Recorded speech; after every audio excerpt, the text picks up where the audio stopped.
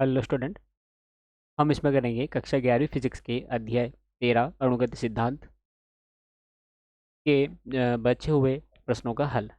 प्रश्न नंबर 33 यहाँ पर आता है, जिसमें पूछा गया है कि अणुगति सिद्धांत के आधार पर डाल्टन के आंशिक दाब के नियम का निगमन कीजिए।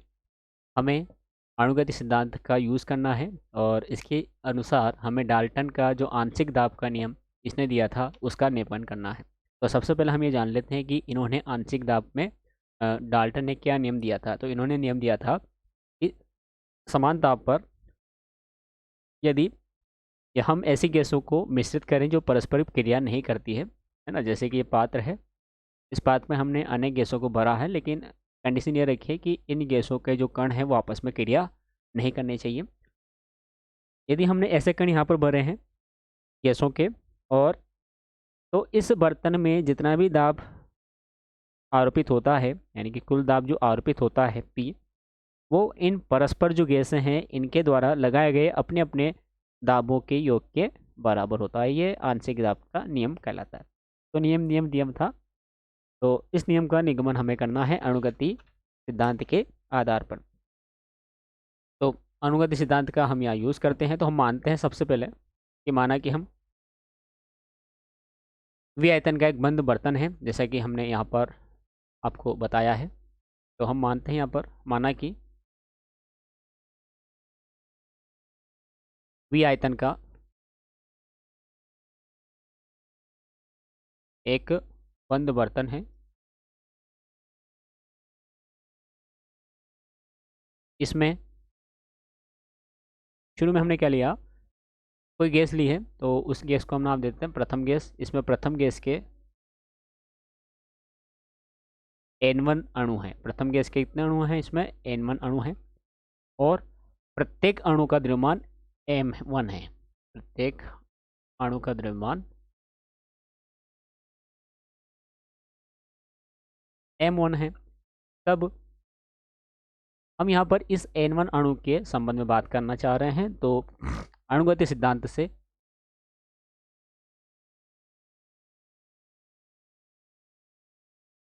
आपको सूत्र याद होगा, P बराबर 1/3 mNc/² V होता है। तो उसके अकॉर्डिंग हम यहाँ पर पहले कण के लिए लिख रहे हैं। तो यहाँ पर इसका दाब हो जाएगा P1 बराबर 1/3 mNc होता है। तो M1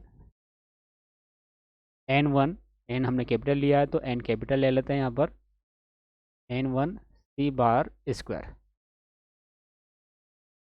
बटा V। आयतन V है यहाँ पर, और उसका जो माध्य वेग है वो भी हम VC1 मान लेते हैं। तो ये हो जाएगा P1 बराबर 1/3 M1 N1c1/² बटा V हो गया। समीकरण नंबर हम इसको 1 दे देते हैं। तो जैसे हमने ये N1 अणु के लिए लिया है ना, क्योंकि हमें यहाँ P1 लाना है, P2 लाना है, P3 लाना है, इस प्रकार से लाना है। तो ये P1 के लिए हो गया। इसी हम दाब P2 निकालते हैं। इसी प्रकार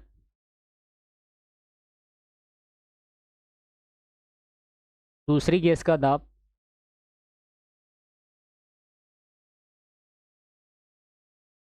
तो ये भी हम अणुगति सिद्धांत से निकालते हैं। तो ये हो जाएगा P2 बराबर 1/3, ये हो गया M2N2C2/² बटा समीकरण नंबर 2।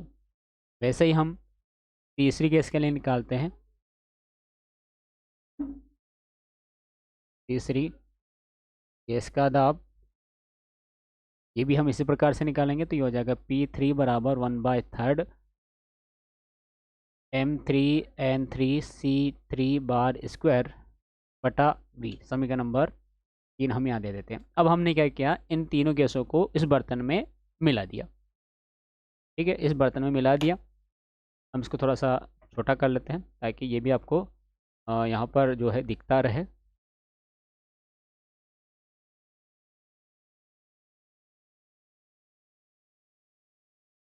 है ना, ये भी आपको क्या हो, दिखता रहे। इसलिए हमने इसको जो साइज़ है वो छोटी कर दिया है।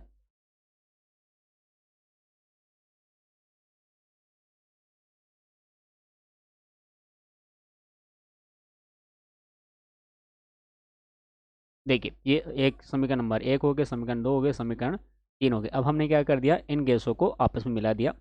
तो इन गैसों को आपस में मिलाया तो क्या हो गया, प्रत्येक गैस का आयतन हमने वी मान लिया, तो इससे जो भी हमें परिणाम अनुसार आयतन मिलेगा वो भी होगा।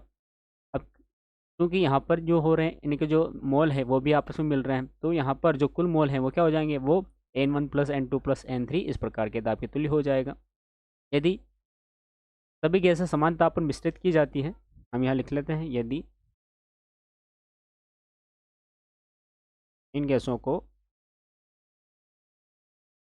बंद बर्तन में मिश्रित किया जाता है,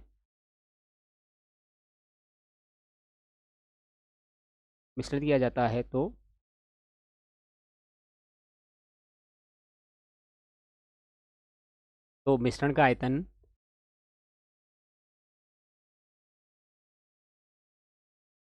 भी हो जाएगा, भी ही भी हो जाएगा।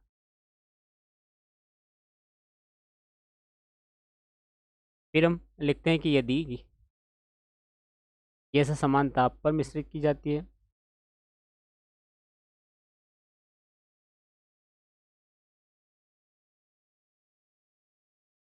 यदि गैसें क्या होती है, समान ताप पर मिश्रित की जाती है, तो प्रत्येक प्रकार के अणु की माध्य गतिज ऊर्जा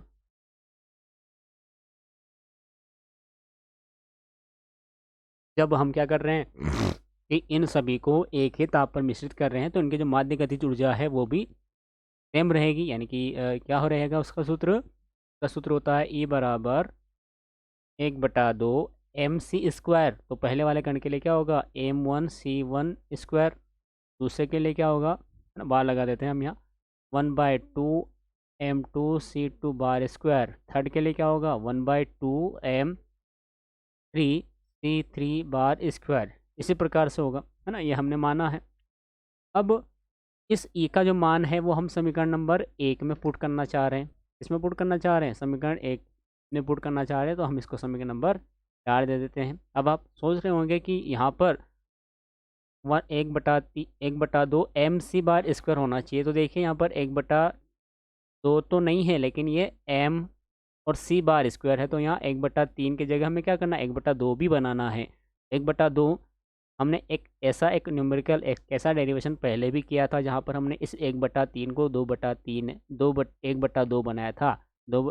बनाने के लिए हमने क्या किया था, इसमें 1/2 से 2 से गुणा किया था, इस प्रकार से। तो मैं अलग कलर से लिख रहा हूँ यहाँ पर ताकि आपको ध्यान रहे। p बराबर क्या लिखा था हमने,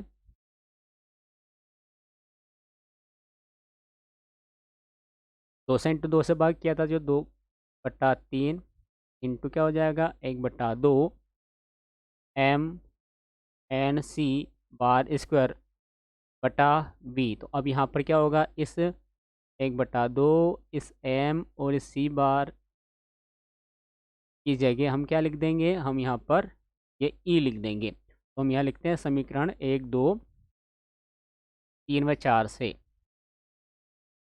समीकरण 1 2 3 व 4 से क्या होगा, ये हो जाएगा P1 बराबर, ये हो गया 2/3, है ना। इसकी जगह हम क्या लिख सकते हैं, यहाँ पर इसके लिए बता लिख सकते हैं 2/3 NE/V, ये लिख सकते हैं। तो N1 है, E एज इट इज़ है, और V हो जाएगा यहाँ पे। तो ये हो गया P1 बराबर 2/3 N1E/V। इसी प्रकार से हम P2 के लिए लिखेंगे, तो P2 बराबर हो जाएगा 2/3 N2E/V। इसी प्रकार से हम P3 के लिए लिखेंगे, तो ये हो जाएगा 2/3 N3E/E हो गया।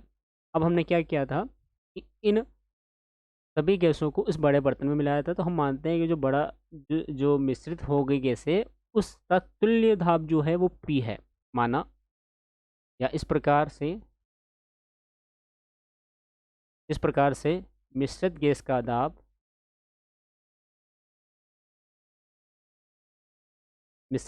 दाब, यानी कि अणुओं का दाब क्या होगा, वो हो जाएगा P बराबर 2/3 NE बटा वी, ये मिश्रित गैस का हमने माना तुल्य होगा, क्योंकि यहाँ पर जो संख्या है वो क्या हो रही है कि n बराबर क्या है कि इनके मोलों की संख्याओं का योग है, इनके अणुओं का योग है। एन टोटल n बराबर क्या है, वो है n1 plus n2 plus n3, इस प्रकार से है ना, डेड से। तब हम इस n के जगह क्या लिखना है आपको, ये n1 plus n2 plus n3 लिख लेना है। तो ये क्या बन जाएगा, ये बन जाएगा p बराबर 2/3। इस n की जगह आपको ये लिखेंगे तो ये हो जाएगा n1 plus n2 plus n3, और यहाँ पर हम डेड कर लेते हैं। पीछे ई आपको लिखना है और बटे में पी है। अब यहाँ आप देखें, इस ई और ये 2/3 का इंटू आप n1 के साथ भी करेंगे, n2 के साथ भी करेंगे, n3 के साथ भी करेंगे। यहाँ पर हमें मिलेगा p बराबर 2/3 n1e बटा वी, प्लस यहाँ मिल जाएगा 2/3 n2e बटा वी, प्लस यहाँ मिल जाएगा आपको 2/3 n3e प्लस वी, प्लस आपको एंड सो ऑन कर देना, डेड कर देना। अब यहाँ पर देखिए p, इसका मान भी हमने यहाँ निकाल रखा है, ये वाला मान है p1 का, ये वाला मान p2 का है, ये वाला मान p3 का है, ये वाला मान p4 का आ जाएगा। इस प्रकार p बराबर हो गया p1 plus p2 plus p3 plus dead हो गया। इस प्रकार यह सिद्ध हम कर सकते हैं, है ना। इसी प्रकार क्या सिद्ध हो गया, ये हमें यहाँ पर मिल गया प्रूफ इसका कि p बराबर क्या हो गया finally p1 plus p2 plus p3 plus dead हो गया। अतः हम लिख देंगे, अतः क्या लिख देना है कि समान ताप पर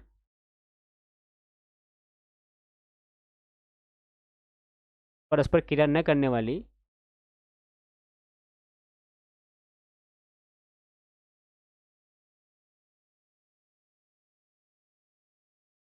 गैसों को मिश्रित करने पर,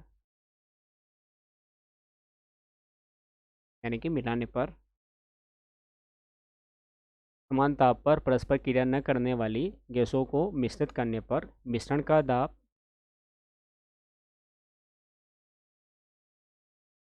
दाब उसके अवयवी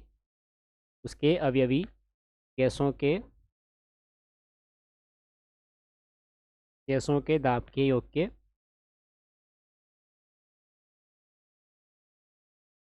बराबर होता है। और यही किसका नियम है, यही डाल्टन का नियम है।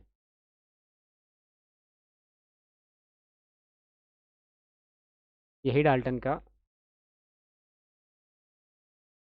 आंशिक दाब का नियम है। तो इस प्रकार से हम बहुत ही आसानी से इसे सिद्ध कर सकते हैं।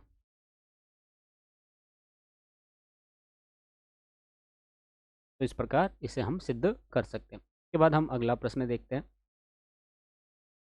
प्रश्न नंबर 34 पूछा गया है कि एक बर्तन में दो विभिन्न गैसों का मिश्रण भरा हुआ है, कारण सहित बताइए कि, कारण सहित बताना है, पहला बताना है ये वाला कि क्या दोनों गैसों की प्रति अणु औसत ऊर्जा समान होगी। तो बिल्कुल हाँ होगी। क्यों होगी, क्योंकि प्रति अणु औसत ऊर्जा जो होती है वो होती है E बराबर 3/2 kT,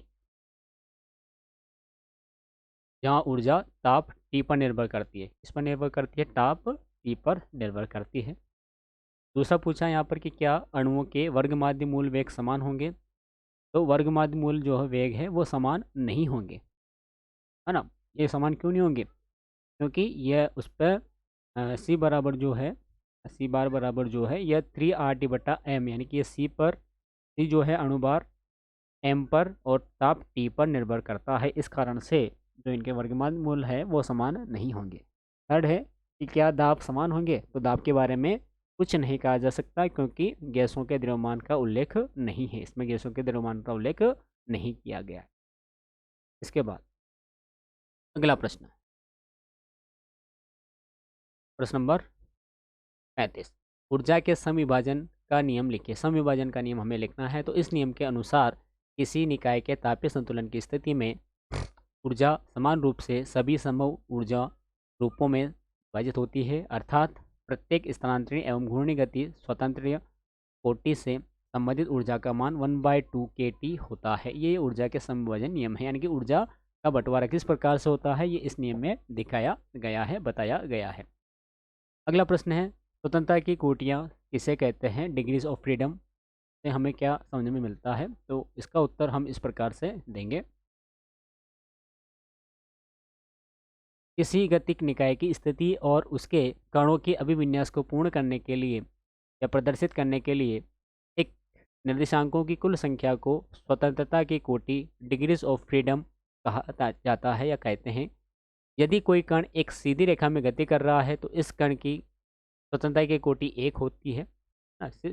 सीधी रेखा में गति कर रहा है तो उसकी स्वतंत्रता की कोटि 1 होगी। यदि कण किसी समतल में गतिशील होता है तो उसकी स्वतंत्रता की कोटि 2 हो जाएगी। जैसे हमने लिखा यहाँ पर कि माना कोई निकाय कणों से मिलकर बना होता है तो इस निकाय के लिए स्वतंत्रता की कोटियाँ इस प्रकार से होगी। इस प्रकार से हम निकालते हैं, तो ये निकालते हैं हम F बराबर 3n-k के लिए। अब क्या संबंध होता है? तो k निकाय के कणों के मध्य स्वतंत्रता की कोटि होता है। अब द्विपरमाणु के लिए हमें निकालना है, तो द्विपरमाणु के लिए जो n बराबर है वो 2 होता है और k बराबर 1 होता है। तो ये मान हम यहाँ लिखेंगे, तो यहाँ पर F बराबर आ जाएगा ये 3 × 2 - 1 यानी कि 5 उसकी स्वतंत्रता की कोटि यहाँ पर आ जाएगी।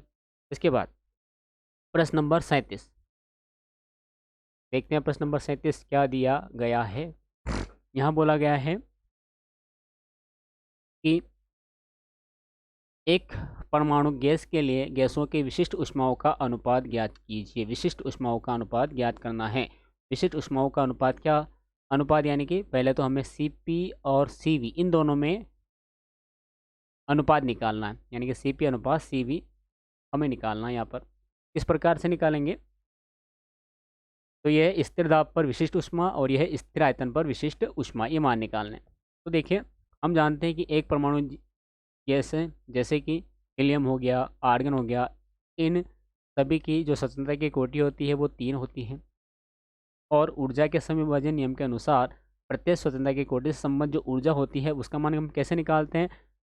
तो जितनी भी उसकी स्वतंत्रता की कोटि होती है उसमें 1/2 kT से आप इंटू कर दीजिए, तो यहाँ पर इसकी ऊर्जा निकल जाएगी। क्या हो जाएगी? 3/2 kT हो जाएगी। क्या हो जाएगी? 3/2 kT यहाँ पर ये हो जाएगी इसकी ऊर्जा।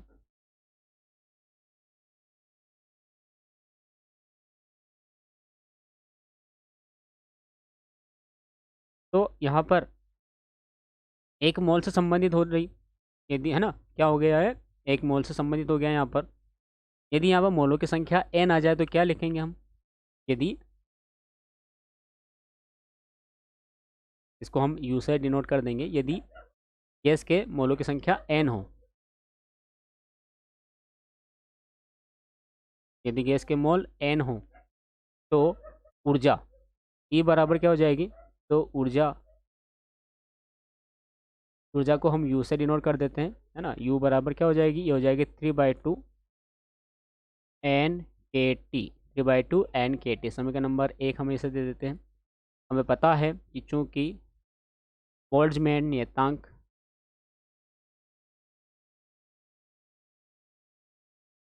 ये होता है k बराबर R/n, सार्वत्रिक गैस नियतांक और अवोगाद्रो संख्या, इन दोनों का अनुपात बोल्ट्जमैन नियतांक कहलाता है, जहाँ R क्या है? ये गैस का सार्वत्रिक नियतांक है। तो इसलिए यहाँ से हम R का मान निकालते हैं, तो इसलिए R बराबर क्या हो जाएगा? n/k हो जाएगा। R बराबर क्या हो गया? n/k हो गया। और यहाँ आप देख सकते हैं यहाँ पर n/k लिखा हुआ है, तो इस मान को हम यहाँ लिख देते हैं। तब समीकरण नंबर 1 से क्या हो गया? ये हो गया u बराबर 3/2 RT, है ना। ये क्या हो गई? ये u आ गया, ऊर्जा आ गया। अब हमें यहाँ पर एक सूत्र लेना है कि हम स्थिर आयतन पर विशिष्ट ऊष्मा कैसे निकालते हैं, है ना। क्या निकालना है हमें? स्थिर आयतन पर विशिष्ट मोलर ऊष्मा निकालना है। तो किंतु CV बराबर होता है du/dt। du/dt। यदि हम समय के सापेक्ष इस ऊर्जा का अवकलन कर दें तो हमें यहाँ पर क्या मिल जाएगा? हमें यहाँ पर स्थिर आयतन पर विशिष्ट ऊष्मा मिल जाएगी। CV बराबर du/dt। तो करते हैं, देखिए किस प्रकार से होगा। यू का मान यहाँ लिखेंगे हम। जो टाइम पर डिपेंड है वो अंदर रखना, बाकी सब चीज़ें बाहर लानी है आपको। तो क्या हुआ, तो ये हो जाएगा सी वी बराबर 3/2 R टी बटा डी टी, और अंदर भी क्या रखना है आपको, डी टी रखना है। अब यहाँ देखिए ये डी टी, ये भी डी टी है ना। तो एक तरीका तो ये है कि डी टी से डी टी कट गया तो कुछ भी यहाँ नहीं बचा, और एक तरीका है कि यदि हम समय के सापेक्ष और समय का ही अवकलन करते हैं तो इसका मान 1 होता है ना। तो ये क्या हो जाएगा, तो सी वी बराबर हो जाएगा 3/2 R। सी वी बराबर क्या हो गया, 3/2 R हो गया ये। ठीक है। इसका सूत्र ऐसा होता है कि यदि हम डी एक्स करते हैं, एक्स के सापेक्ष कोता मान 1 होता है ना। ये आइए डी एक्स से डी एक्स कट गया तो 1 हो गया। तो अवकलन किस तरह किया है, टी के सापेक्ष ही करना है, तो इसका मान 1 हो गया। तो ये बच गया सी वी बराबर 3/2 R। एक आपने मेयर का सूत्र पढ़ा होगा, है ना, आपको याद होगा। तो किंतु मेयर के सूत्र से या मेयर संबंध से, मेयर संबंध क्या होता है, तो ये होता है C P minus C V बराबर आर होता है। क्या होता है, C P minus C V बराबर आर होता है ना। ये सी वी का मान आया, इसको हम समीकरण नंबर 2 दे देते हैं। यहाँ से सी पी का मान निकल जाएगा, ऊपर सी वी का मान है। तो सी पी, तो सी पी क्या है, ये मान हम निकालना है। तो इस सी वी को उधर भेज देते हैं, तो ये बन जाएगा सी पी बराबर R plus C V. C V का मान यहाँ से है, ये मान यहाँ रख देते हैं।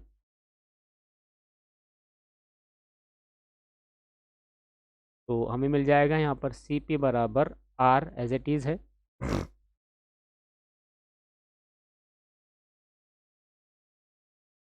और ये हो जाएगा 3/2 R। एलसीएम लेके आप इसको जोड़ लीजिए, तो एलसीएम आ जाएगा यहाँ पर 2, तो ये 2R हो गया प्लस 3R। तो सी पे बराबर क्या मिल गया, मिल गया 5/2R। इसको समीकरण नंबर हमने 3 दिए। कितने समीकरण दिए इसको समीकरण नंबर हमने 3 दिए। जब ये सी वी आ गया और ये सी पी आ गया तो इन दोनों का अनुपात निकाल लेना है। अब गैस की विशिष्ट ऊष्माओं का अनुपात,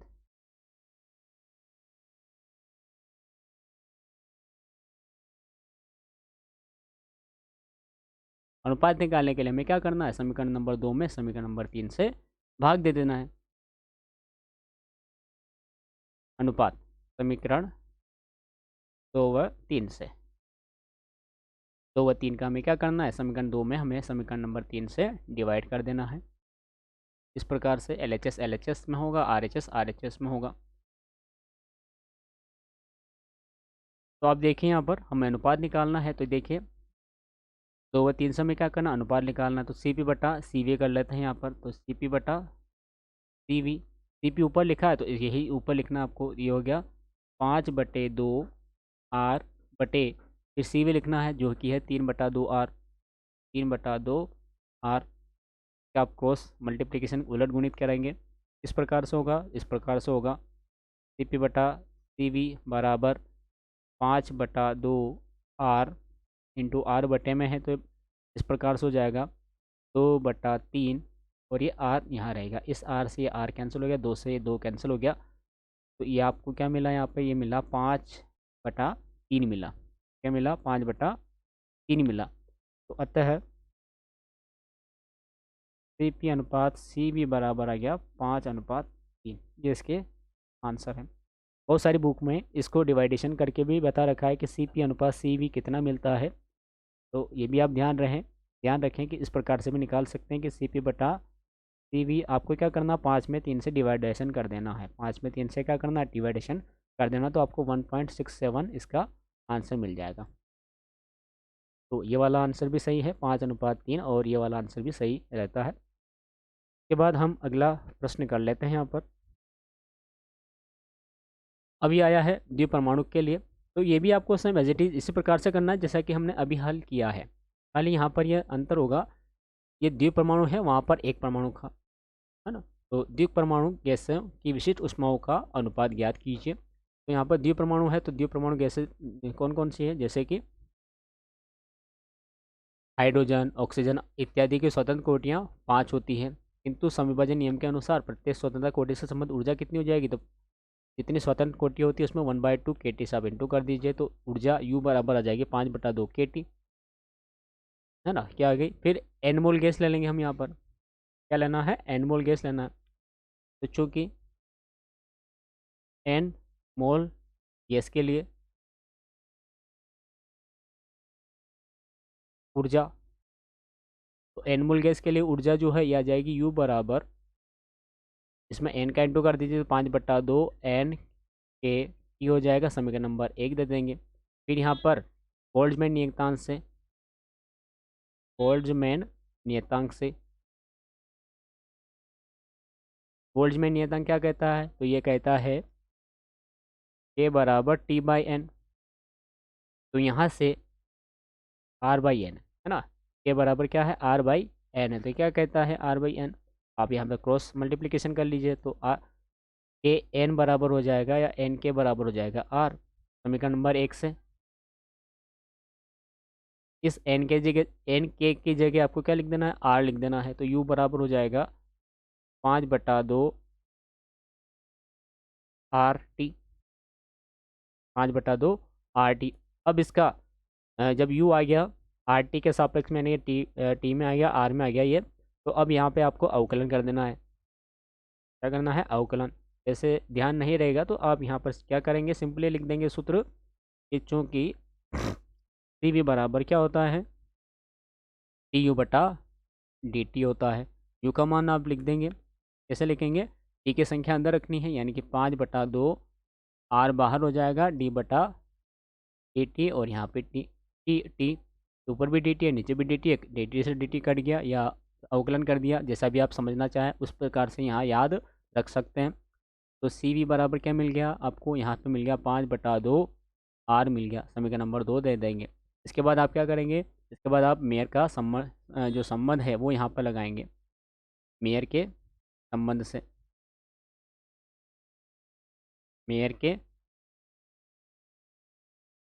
संबंध से, मेयर का संबंध क्या है, ये है C P minus C V बराबर आर, सी वी को इधर लेके आ जाएंगे, तो सी पी बराबर मिल जाएगा आपको R plus C V, C V का मान समीकरण नंबर 2 से आप लिख दीजिए, तो बन जाएगा सी पी बराबर आर प्लस 5/2 आर। यहाँ पर आप सही कीजिए इसको एलसीएम लेके, तो एलसीएम आएगा आपको, आपके पास सी पी बराबर एलसीएम आ गया 2, तो 2R प्लस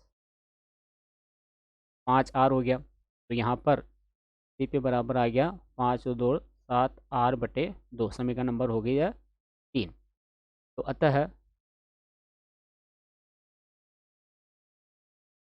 अतः विशिष्ट ऊष्माओं का अनुपात,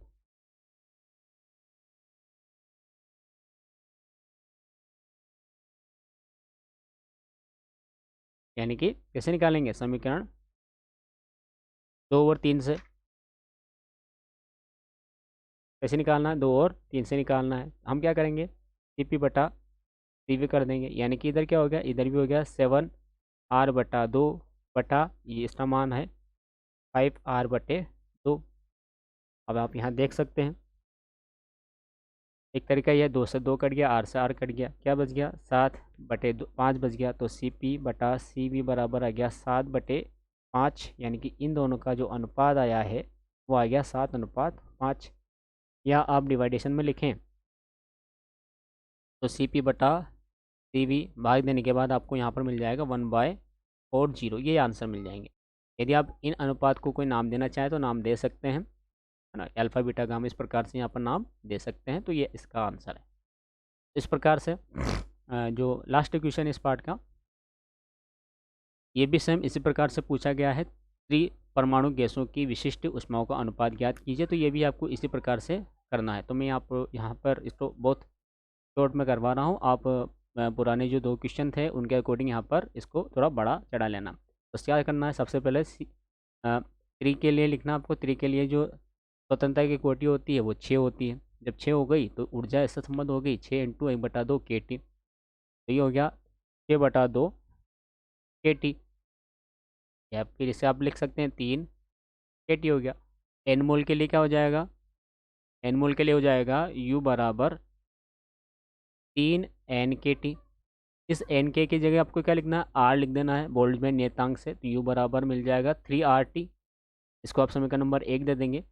फिर यहाँ से आप सी वी निकाल लेंगे। सी वी कैसे निकालते हैं, तो ये निकालते हैं डी यू बटा डी टी से निकालते हैं। यू की जगह आप ये मान लिख दीजिए, ये होगा सी वी बराबर 3R बाहर आ जाएगा, डी बटा डी टी और टी के साथ में जाएगा। यहाँ देख सकते हैं डी टी से डी टी हट गया, समय के सापेक्ष अवकलन एक बार ही हुआ है यहाँ पर, तो सी वी बराबर बचा है 3R।